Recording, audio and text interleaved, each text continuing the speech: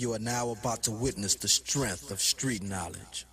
Overprotecting intellectual property is as harmful as underprotecting it. Culture is impossible without a rich public domain. Nothing today, like nothing since we tamed fire, is genuinely new. Culture, like science and technology, grows by accretion, each new creator building on the works of those who came before. Overprotection stifles the very creative forces it's supposed to nurture. That's the way it goes, boy.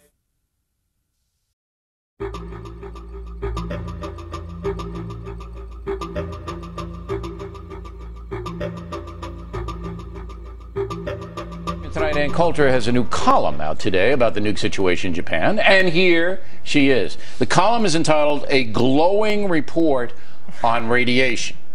Glowing radiation, very, very good.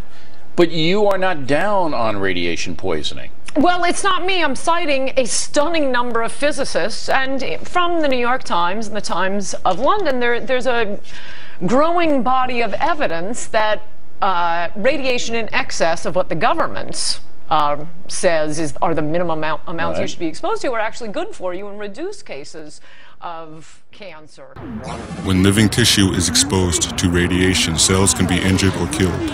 The greater the radiation dose, the greater the damage to the tissue. If exposure is limited to a single organ, the damage will also be limited to that organ, and depending on the dose of radiation, the organ's function may be affected. Science section, for example, a few years ago reported on a study from Canada where all these women who had tuberculosis got an inordinate number of chest x-rays. Well, their breast cancer rate was lower than the general population. If a certain dose of radiation is given over a longer period of time, the damage will generally be less than if the accumulated dose is given on a single occasion. Damage due to radiation is usually categorized as follows: specific lesions, e.g. small bowel injuries, pneumonia, underactive thyroid, foster injury, mental retardation. There were apartments put up in Taiwan in 1993 that accidentally contained an inordinate amount of cobalt-60, a radioactive substance.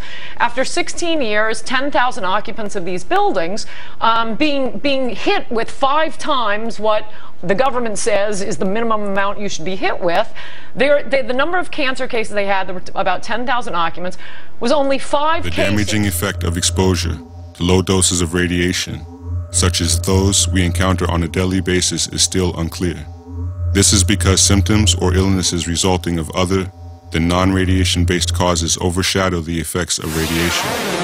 The only known late damage that has been scientifically shown to result from radiation exposure is cancer.